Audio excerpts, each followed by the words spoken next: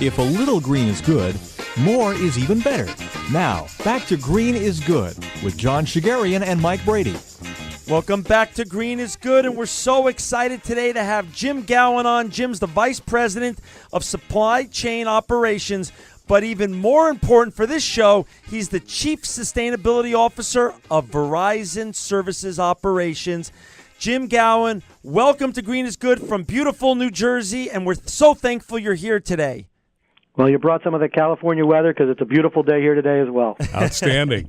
Hey, Jim, you were appointed to be the Chief Sustainability Officer of Verizon last fall, back in September of 2009. Tell us, since you were appointed to this new and important position, how are things going in this, greening of Verizon? Well, I got to tell you, it's been fantastic. The response from our employees, our customers, suppliers, everyone. There's really a passion around sustainability, and to be honest and a little selfish, it makes it a lot easier to carry out our mission. We are really trying to make sustainability part of our DNA or part of our culture, the same way we have here at Verizon with diversity and innovation. That's, Mike and I talk to a lot of chief sustainability officers for big companies, small companies, things like that. Why did, and everyone has a different answer, and every company's culture is idiosyncratic. Why did Verizon choose to launch all these sustainability initiatives? Well, Verizon's success is really, we're built on innovation, customer commitment, quality, and our superior technology. Each one of these has some piece or part that has a sustainability piece of it that we are focused on. So, for example, from a customer commitment perspective, whether it's our consumers, our individual landline customers, or our wireless cell phone customers, to the large Fortune 500 businesses we deal with, they're all asking the same question.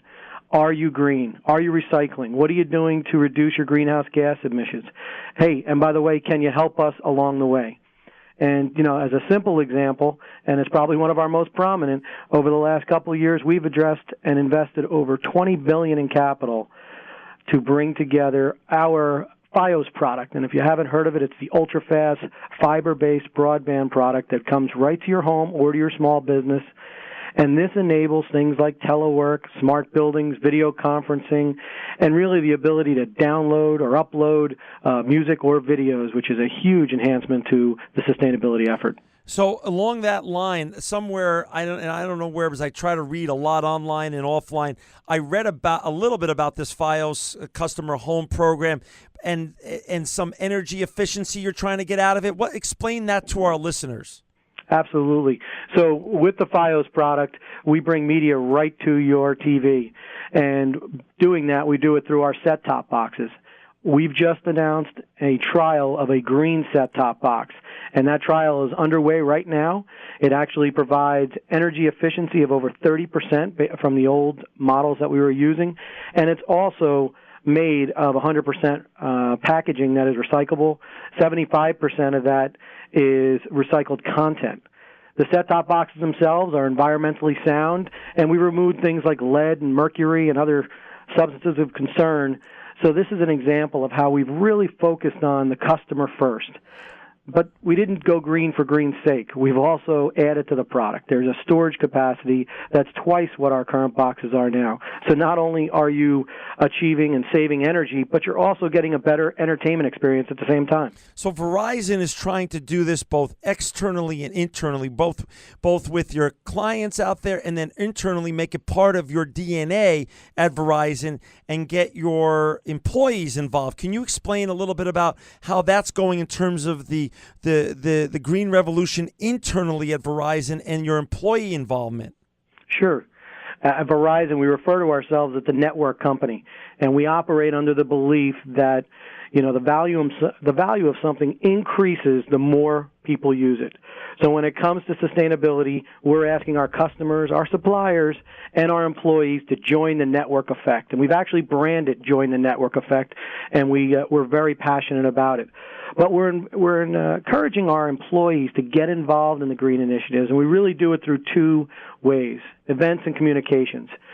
In late 2009, we held our first e-waste collection event, or more commonly known as an employee recycle day. And this is where we had our employees bring in old computers, small electronics from home, things that they normally couldn't recycle locally. And what we've been able to do is take about 90% of those materials and reuse them or have them recycled, but for the most part, keep them out of landfills. Right. So that was so successful in our first launch. We've run 6 since December, and we've kept over 40,000 pounds of material out of landfills. Wow. So we are really excited, and because of that, we've now opened it up to our local communities. A big part of Verizon is the communities we work in. It's the places where we coach Little League and Pop Warner football, and we want to be able to bring back to the communities. We accept and facilitate all of these recycling events at no cost. Wow. I mean, wait a second. And those events were in one state, or were they in different Verizon locations across America? Because I know you do business, obviously, in every state. Absolutely. We've had them in Folsom, California, Irving, Texas, Temple Terrace, Florida, Basking Ridge, New Jersey, just to name a few, and we've got about another 6 planned for the rest of 2010. Well, it's amazing, too, because I'm on your site right now, Jim, and it's just so heartwarming to find out that for the third consecutive year, Verizon has collected more than 1 million no longer used wireless phones, brought in through the Hopeline phone recycling and reuse program. But it's amazing. You want to let our listeners know what you do with those recycled phones, what you do with the money that those recycled phones generate. This is amazing. You need to brag about this. Well, the Hopeline program is really a staple of our Verizon Wireless division.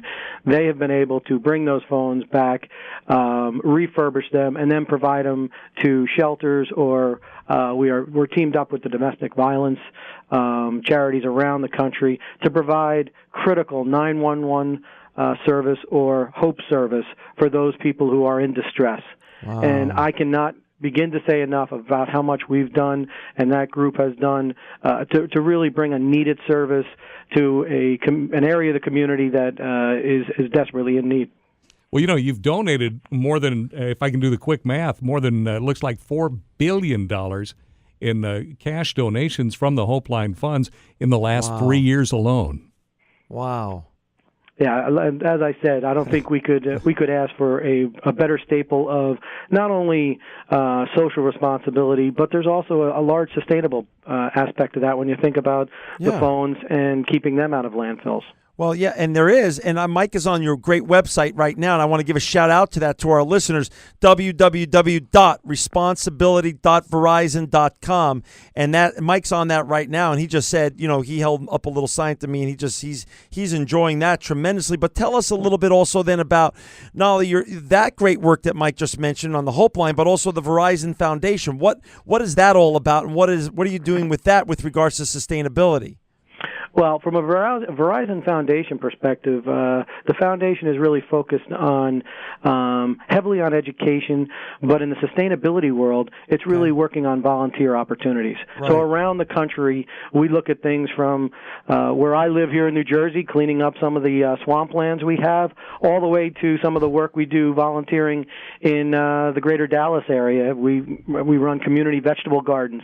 Seems like a very simple thing, but what that does is it brings not only our employees and their families, but it brings us out into the community on the weekends. It's all volunteer work, and the foundation supports this, and it really goes a long way to bring us into the communities where we work and live. Wow, that's awesome because, Mike and I were talking about the globalness of your brand before we brought you on, but the fact that it looks like you really make a localness to your sustainability initiatives that really involve the local communities that you serve around the United States. It's been a focus. The local communities are a focus from our chairman on down, and it's really the area that we grew up as a company here. We were originally from the Ma Bell system, and we've never lost our roots to the local community, and I hope we never do. Hey, I've also heard about your office supply swaps and other things, given that I am in the recycling business, so I have read about other parts of what you guys are doing. Why don't you explain what that is? Sure. This was an innovative idea that one of the GoGreen Team members came up with. And this is nothing more than going to a location. We actually partner this up on the same day that we're doing the employee recycle days.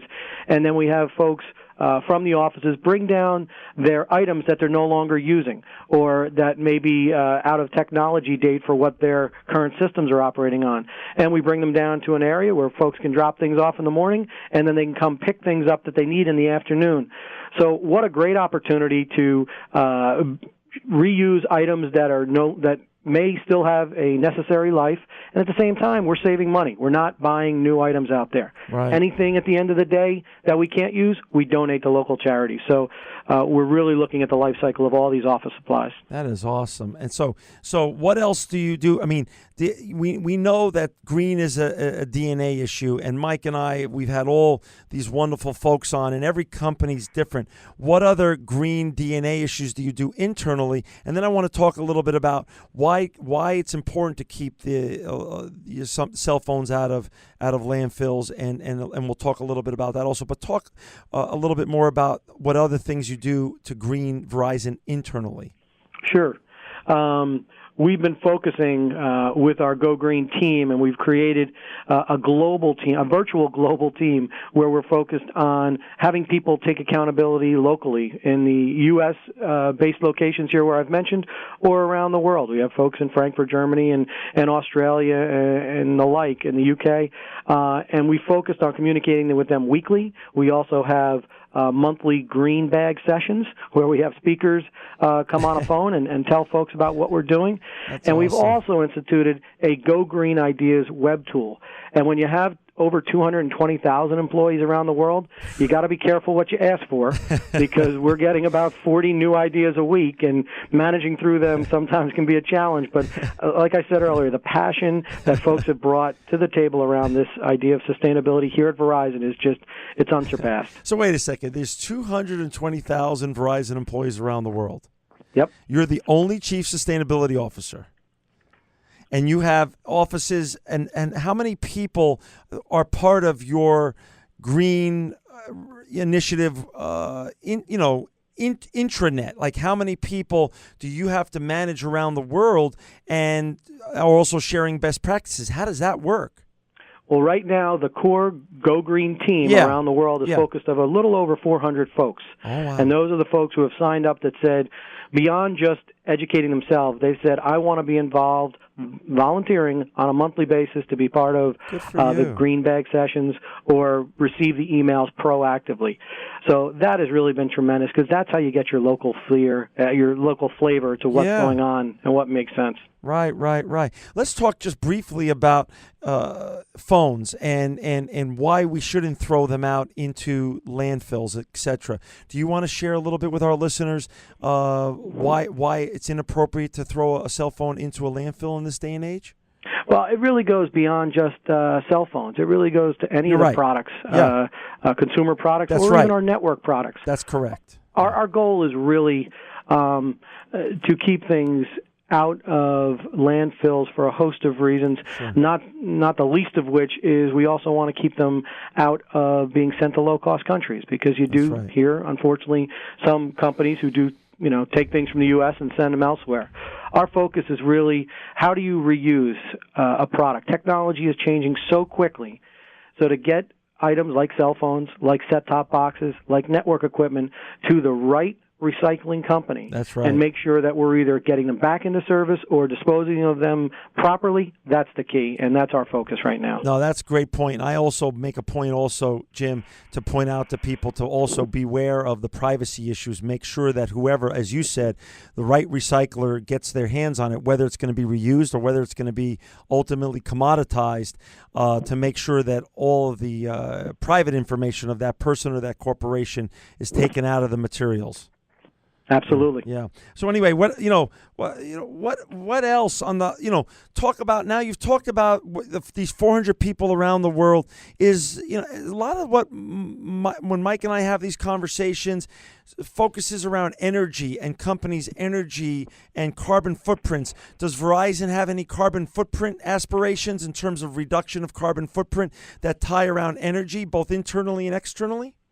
Well, it's very interesting. When it comes to the carbon footprint discussion, I actually wear two hats. I have the pleasure of being the Chief Sustainability Officer, but I also have the the fun job of running the Verizon supply chain. Wow. So it's near and dear to my heart to find practical and innovative ways to really bolster our energy efficiency through the life cycle of all of our products.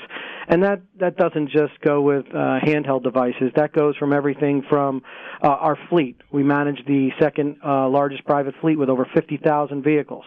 We also have our real estate and our smart building technologies, and we're really looking for things across the board. If you look at what we've done in 2009, our energy reduction and our recycling measures, we reduced CO2 emissions by over 700 million pounds. So when you think about that, that's about taking 46,000 homes off the grid a year. I mean, that is just a tremendous impact. Amazing. Mike and I are looking at each other here. That's hugely commendable. Well, there is a challenge, though. I mean, we focus our efforts around cost savings and, the environmental impact and complexity. We are not going green for green's sake. And I really can't hit that enough because you don't want to get banded for greenwashing. You want to do things that are fiscally responsible. Right. And we look at what we've done with our fleet this year. Right. In 2009, we reduced our idling and consumption time by over 1.7 million gallons. Wow. So that, from a dollar perspective, that was a cost savings of over $3.7 million. So that's just one step forward. So again, you're proving that it's not only good to be green, or green is good, and that's the name of this show, and we talk about that all the time, Mike and I do. But it's also good for the bottom line when done appropriately, and Verizon's proving that. Absolutely, and then we're focusing it for 2010, where we focused on idle reduction last year and taking costs there. Now we're greening our fleet. We have over 1,100 new alternative fuel vehicles coming in, and we're also ramping up our biodiesel and flex fuel by over 400 vehicles. So we are really excited about what we're doing in the fleet space, and selfishly, I get to work on that, and it's my part of the business as well. So I'm really glad that the company has decided to sponsor this. And it ties together, Jim, really. I mean, I'm sure each of your, obviously two people can be doing what you're doing, but the fact that it all falls on your desk, the cross-collateralization of both your tasks, huge tasks, by the way, for all our listeners, also helps you, create better programs on each side of that, of those margins. Absolutely. Sharing the same objective has really helped move things forward. Hey, listen, I know we were talking on air. Mike and I were talking to you, and I mentioned that little story about my being in an Apple store yesterday with my son. And one of the great things I love about being in an Apple store is when you check out, they ask you, do you want to just receive your bill via email instead, in essence, paperless, which I always say yes. And I always then turn to my son or my wife or my daughter and say, why isn't everyone paperless? I don't want a receipt at Starbucks. I don't want a receipt at the grocery store. And that leads to my next question to you about Verizon. I heard you have done huge paperless initiatives and are saving thousands of trees around the world. And that brings me to then, and I want to hear about that, but then I also want you to explain, why isn't everyone like you in Apple? So tell us a little bit about Verizon's paperless system and explain why we can't get every big company in the world going paperless. Well, we'll start with Verizon. In 2009, we had just a fantastic year when it comes to our paperless billing initiatives. We had over 110 million paper bills that went online. Wow. So that's over 2,800 tons of paper that we did not print on. And by going, with monthly bills electronically, both Verizon Wireline and Verizon Wireless, we saved, as you said, over 68,000 trees. And this is a perfect example of the slogan I talked about earlier, which is join the network effect. So when you have your customers thinking this way, your employees thinking this way, and your suppliers, we're really focused on working together and joining that network effect. The second part of your question, we're in an evolution, and I bet you we're on the verge of a revolution when it comes to technology, because as I even look at my own parents and as I try to get them to go paperless on things, I struggle mightily. and we have some generation gaps and things like that we're going to work through. But I won't speak on behalf of other Fortune 500s, but I will say Verizon is committed to paperless billing and will continue to roll out programs like we did in 2009, where we gave one lucky paperless invoice winner a Toyota hybrid. And actually, that was in Southern California where I awarded that. That is amazing. Now, wait a second. I want all of the people listening who own a small company, big company, or a budding entrepreneur. Paperless is the way. Listen to Verizon's success story. Look at Apple's success story. For paperless is definitely the way to go. But listen, unfortunately, we're down to the last 2 minutes. Your initiatives are amazing, Jim. Mike and I know that you guys have recently won an Eco Leadership Award for the Alliance for Workplace Excellence. Explain a little bit about that, and then leave our listeners with a few pearls of wisdom as we have to wind down here. Yeah. As far as the Eco Leadership Award, I mean, Verizon is extremely proud of that, and I'm actually going to get to receive it myself, so I am thrilled to represent Verizon. You. But I don't know that I'd put it on a single initiative. We're really looking at our entire comprehensive program, looking at it end to end, and it went to something I mentioned earlier, which is giving objectives across each area of the business and taking it seriously from the boardroom down. We are really focused on, and I would say this to any other company out there, engaging your employees, engaging and supporting your communities, which we're heavily focused on. And at Verizon, we're providing products and solutions that help our customers also reduce their footprint. So what are we doing internally? We're focused on our energy usage, we're recycling, and we're creating a sustainable footprint that is all the way down to our culture and our DNA. So my last comment would just be, I encourage everyone, whether they're a Verizon customer or not, to join the network effect and really focus on reduce, reuse, and recycle. Well, Jim, Mike and I are so honored and thankful that I know how busy you are. We know how busy you are, and we're thankful for your time today on Green is Good. We want our listeners to go look at whatever else Verizon is doing and all the amazing initiatives and get further inspired. Go to www.responsibility.verizon.com. Jim Gowen and Verizon, you are living proof that green is good. Mike and John, thank you very much for your time today.